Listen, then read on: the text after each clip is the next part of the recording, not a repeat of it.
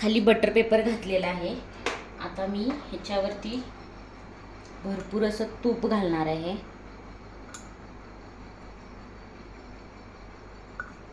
सगळे मसाले वगैरे घालून तसे आपण ते मिक्स करणार आणि परत एअर फ्रायरला लावणार आहे.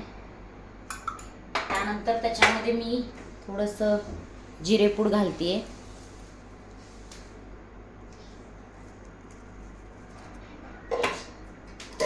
मग आलं आपलं मीठ थोडंसं घालायचं आहे, जास्त नाही घालायचं, चवीनुसार. आणि लास्टला आहे आपलं जे तिखट, थोडंसं स्प्रेड करून घालायचं व्यवस्थित. हे मोठं तिखट आहे खरं तर, जे आपण पिठलं वगैरे बनवायला यूज करतो. याला थोडंसं मिक्स करूया.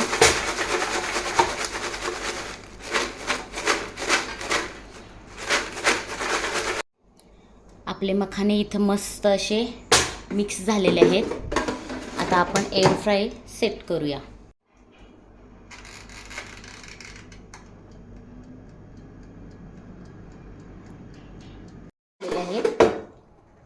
बघू शकता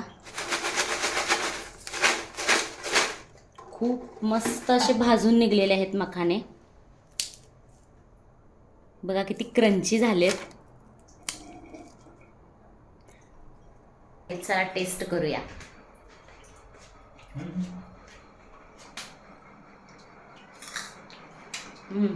खूप टेस्टी झाले आणि आवाज तुम्ही ऐका नुसतं किती छान कुरकुरीत म्हणजे झाले हे.